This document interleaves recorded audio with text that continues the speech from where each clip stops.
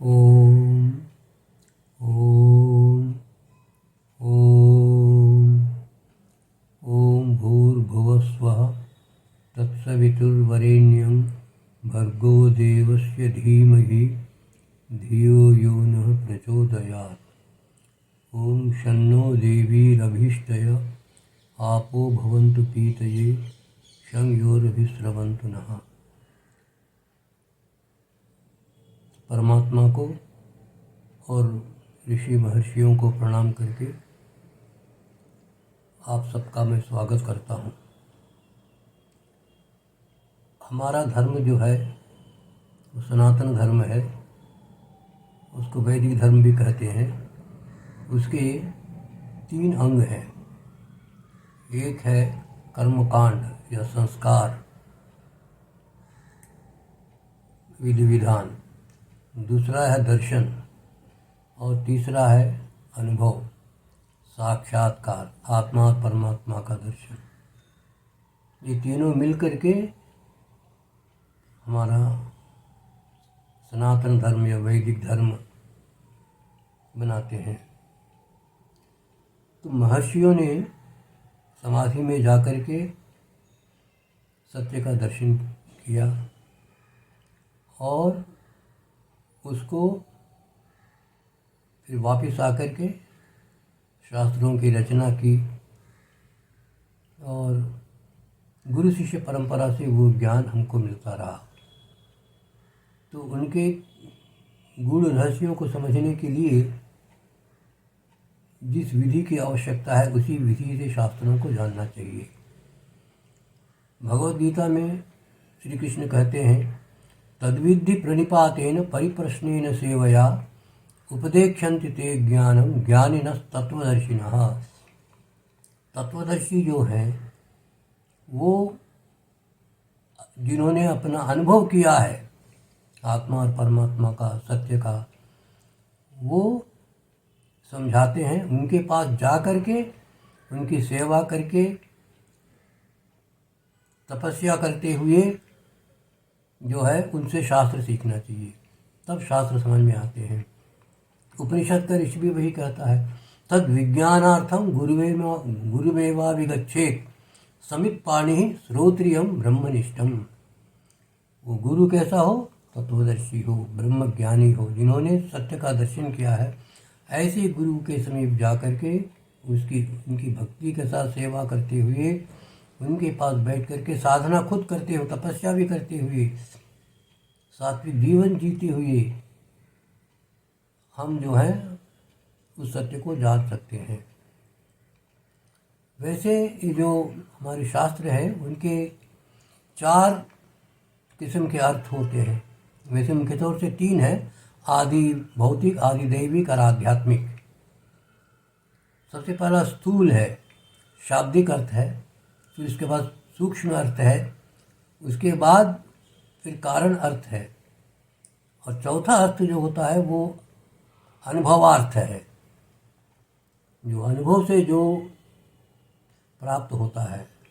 तो इस प्रकार से अनुभव के द्वारा ही हम सत्य को जान सकते हैं, और वो भी महर्षियों के दिग्दर्शन में। अब देखिए, बहुत से पाश्चात्य विद्वान हैं।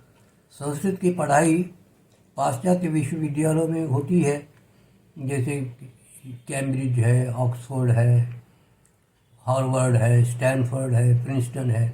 उनमें संस्कृत के विद्वान उनमें से निकलते हैं। वो हैं संस्कृत के विद्वान, परंतु उनको जो है उन्होंने गुरु की सेवा नहीं की, विधिवत ना उन्होंने शास्त्रों का अध्ययन नहीं किया, ना उन्होंने तपस्या किया, ना उन्होंने सत्य का दर्शन किया। तो वो लोग जो फिर किताब लिखते हैं, किताब डिग्री लेकर के और पाश्चात्य विश्वविद्यालय में पढ़ करके जो किताब लिख डालते हैं, तो वो बहुत थोथी विद्या होती है, ऊपरी ज्ञान होता है उनको। फिर वो लोग जो है उनका उद्देश्य भी दूसरा कुछ होता है। वो चाहते हैं कि किसी भी प्रकार से भारत में जो है ये आर्य और द्रविड़ का भेद बताया जाए, ब्राह्मण और दलित जो है इसको इस प्रकार से भारत को बांटा जाए, खंड खंड में जिससे कि वो आपस में लड़ करके भारत देश जो है कमज़ोर हो सके। तो इस प्रकार के जो है पहले मैक्स मुलर और मोनियर विलियम्स थे पुराने ज़माने में। आजकल भी बहुत से लोग हैं, जैसे देवदत्त पटनायक है और रंगानायक अम्मा है, ऑड्रे ट्रुस्के है, शेरडॉन पोलॉक है, मीट माइशेल विज्जल है। तो ये सब लोग जो हैं पाश्चात्य विश्वविद्यालय में संस्कृत पढ़े हैं, परंतु उनको सत्य का ज्ञान नहीं है, खाली शब्दार्थ का भी पूरी तरह से ज्ञान नहीं है, और असली जो सूक्ष्मार्थ है, जो आध्यात्मिक अर्थ है, जो अनुभव का अर्थ है, वो तो बिल्कुल भी नहीं पता है। तो ये सब पता चलने के लिए खुद साधना तपस्या करनी पड़ती है, और फिर गुरु के पास रह करके जिन्होंने आत्मदर्शन किया है, जिन्होंने सत्य का साक्षात किया है, ऐसे व्यक्ति के पास बैठ करके ग्रहण करने से तब जो है हम शास्त्र के गूढ़ रहस्यों को जान सकते हैं। हमारे ऋषि मुनि जो हैं वो शास्त्रों को सांकेतिक भाषा में लिखे हैं, कोडेड लैंग्वेज। तो इसलिए उसको डिकोड करने के लिए, उसको पूरी तरह से समझने के लिए उनका दिग्दर्शन बहुत ज़रूरी है, तपस्या बहुत ज़रूरी है। तभी जो है हम उनके सांकेतिक भाषा को बता सकते हैं। तो यहाँ पर मैं थोड़े से चीज़ों का मैं वर्णन करूँगा, जो सांकेतिक भाषा जो है महर्षियों ने जिस प्रकार से उनका वर्णन किया है।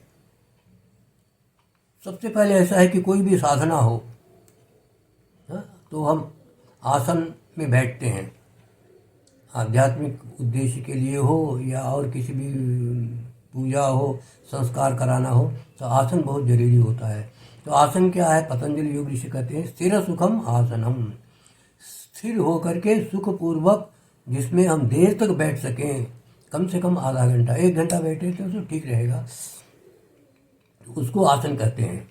तो साधना के लिए पद्मासन या सिद्धासन, उसका नाम ही सिद्धासन है, मतलब है कि उसमें सिद्धासन में बैठ करके सिद्धियां प्राप्त होती हैं। जो मंत्र जो है, जो जाप करोगे, जिस कार्य के लिए संकल्प करके बैठोगे वो सिद्ध हो जाएगा, इसलिए उसका नाम ही सिद्धासन है। या फिर इसमें ये दोनों कठिन आसन है, ज़्यादा देर तक नहीं बैठ सकते तो फिर आप कोई सा भी आसन में, सहज आसन में बैठिए। उसके बाद जो है पहले तो आसन हो गया, उसके बाद आचमन करते हैं, 3 बार आचमन। हाँ, तो 3 बार आचमन इसलिए किया जाता है कि हमारे 3 शरीर हैं, स्थूल शरीर है, सूक्ष्म शरीर है, कारण शरीर है। तो स्थूल शरीर का जो शोधन जो है वो स्नान करके हो जाता है, और जो सूक्ष्म शरीर और कारण शरीर है इसका शोधन जो है मन के विकारों को दूर करने से होता है। मन में जो विकार हैं, काम, क्रोध, लोभ, मोह, मद, मात्सर्य, अहंकार, इनको यदि दूर करें तो आचमन करते समय हमें भावना करनी पड़ती है कि ये सब हमारे विकार जो हैं वो दूर हो रहे हैं, दूर हो गए, हम बिल्कुल शुद्ध हो गए, हमारा मन और अंतःकरण जो है शुद्ध हो करके हम इस साधना में बैठे हैं। उसके बाद दिया जलाते हैं। दिया जो है वो परमात्मा का सूचक है और आत्मा का सूचक है। परमात्मा जो है वो अनंत प्रकाश है। प्रकाश किस प्रकार का प्रकाश? शांति, प्रेम, ज्ञान, आनंद, ऐश्वर्य, सुख, शक्ति का अनंत प्रकाश है। तो उसी को स्मरण करते हुए हम दिया जलाते हैं, और साथ ही हम ये भी याद करते हैं कि हम शरीर नहीं हैं, हम आत्मा हैं, हम चैतन्य स्वरूप, ज्योति स्वरूप, आनंद स्वरूप, प्रेम स्वरूप आत्मा है। तो ये इसको याद करने के लिए ही जो है हम दिया जलाते हैं। उसके बाद जो है हम प्राणायाम करते हैं। प्राणायाम करना बहुत ज़रूरी है। लोग प्राणायाम करते समय ओम भू, ओम भुवा, ओम स्वा, ओम महा, ओम जना, ओम तपा, ओम सत्यम बोल देते हैं, बोल के प्राणायाम हो गया। ऐसा प्राणायाम नहीं होता है। प्राणायाम जो है जरूर करना चाहिए, क्योंकि प्राण जो है हमारे 3 नाड़ियाँ हैं, चंद्र नाड़ी, सूर्य नाड़ी और सुषुम्ना नाड़ी। तो जिस प्रकार के संकल्प से हम साधना करते हैं उसी प्रकार से हमें अपने प्राणों को किस नाड़ी में प्रवाहित करना है ये देखना है। यदि हमें आध्यात्मिक प्रवृत्ति में हम साधना करते हैं आत्मा परमात्मा का दर्शन करने के लिए, तब प्राण जो है वो सुषुम्ना में बहना चाहिए। उसके लिए अनुलोम विलोम, वायु कुंभक प्राणायाम, अंतर कुंभक प्राणायाम और दीर्घ श्वास प्रश्वास किया जाता है। और यदि मान लीजिए कोई हमको किसी युद्ध में जाना है, लड़ाई में जाना है, कोर्ट केस में जाना है, हाँ, कोई कठोर कर्म हो, तो उसके लिए सूर्य नाड़ी में प्राण का प्रवाह होना चाहिए। तो उसके लिए बाएं बगल को दबाने से क्या होता है कि सूर्य नाड़ी जो है वो खुलने लगती है। यदि कोई मांगलिक कार्य करना है तो बाई नाड़ी में जो है प्राण का प्रवाह होना चाहिए। उसके लिए दाहिने बगल में हम दबाते हैं। तो इस प्रकार से उसकी एक प्रक्रिया है। दंड इसलिए रखा जाता है, ऋषि मुनि दंड इसलिए रखते हैं कि जिससे जो है हम प्राण को कंट्रोल कर सकें। तो प्राणायाम बहुत ज़रूरी है। उसके बाद जो है हम संकल्प करते हैं। संकल्प से ही सिद्धि की प्राप्ति होती है। जैसी भावना वैसी सिद्धि। तो संकल्प से सिद्धि, तो संकल्प बहुत ज़रूरी है। तो हम संकल्प को करते हैं और फिर उसके बाद हम फूलों को रखते हैं। फूलों का क्या महत्व है? कोई भी शुभ कर्म करें हम फूल रखते हैं। फूल जो है इसको संस्कृत में सुमन कहते हैं। सुमन का मतलब सुंदर मन। हमें अपने मन को सुंदर बना करके फूल के रूप में उसको परमात्मा को समर्पित करना है। फूल में देखिए सुगंध होता है और मधु होता है। तो सुगंध क्या, हमारा मन जो है वो जब विकारों से ग्रस्त होता है, अहंकार, काम, क्रोध, लोभ, मोह, मद, मात्सर्य, तो उसमें से एक दुर्गंध निकलती है हमारे मन से। हमारा व्यवहार दूसरों का अच्छा नहीं लगता है। तो ये जो इस दुर्गंध को दूर करे, तब फिर जो है वो मन का अपना स्वभाव जो है फिर वो एक सुगंध देने लगता है। और फिर मधु हो। मधु क्या है? जब हम अपने मन को शांति, प्रेम, ज्ञान, आनंद से भर देंगे, तब उसमें जो है एक प्रकार का अब हमारे सोच में, हमारे व्यवहार में, हमारे बोल में वो मधुरता झलकेगी। तो इस प्रकार से हमारा मन जो है जो विकारों से मुक्त हो और प्रेम, ज्ञान, आनंद से भरपूर हो, तब हम इसको कहेंगे कि तब ये सुमन हो जाएगा, फूल जैसा हो जाएगा, सुंदर मन हो जाएगा। और इस सुंदर मन को हमें परमात्मा को समर्पित करना है। फिर पूजा में हम लोग जल रखते हैं, जिसको तीर्थ कहते हैं। तो इसमें क्या होता है कि ये तीर्थ, ये जल जो है, इसमें 36 किस्म की जड़ी बूटियाँ जो है हम लोग डालते हैं। मुख्य होता है वो तुलसी है, बेल है, और भी बहुत से किस्म के हैं जो जड़ी बूटियाँ इसमें डालते हैं, 36 किस्म के। और फिर मंत्र का जाप भी किया जाता है। ओम का मंत्र, गायत्री मंत्र का जाप, पानी को छू करके जप करने से क्या होता है कि वो मंत्र जो है तीर्थ हो जाता है। तीर्थ का मतलब क्या होता है? तरति इति तीर्थम। तीर्थ का मतलब है कि ये इसमें औषधीय और दिव्य गुणों का आवाहन होता है। तो इन गुणों से दुख, अशांति, अज्ञान, अंधकार, मैं शरीर हूँ, ये भावना जो है इससे हम दूर हो जाते हैं। इसलिए इसको तीर्थ बोला गया है। फिर उसके बाद जो है हम धूप जलाते हैं। धूप जो है ये जलाने का मतलब हमें अपने विकारों को जला डालना है। यज्ञ भी इसीलिए करते हैं कि हमारे विकार जो जल जाएं पूरी तरह से और हमें दैवी गुणों का हमें विकास हो। और फिर उसमें धूप में से सुगंध निकलता है। वो सुगंधी जो है हमें जो प्रेम, शांति, आनंद और जो है अतीन्द्रिय सुख की ये जो भावना जो है, यही सुगंध है।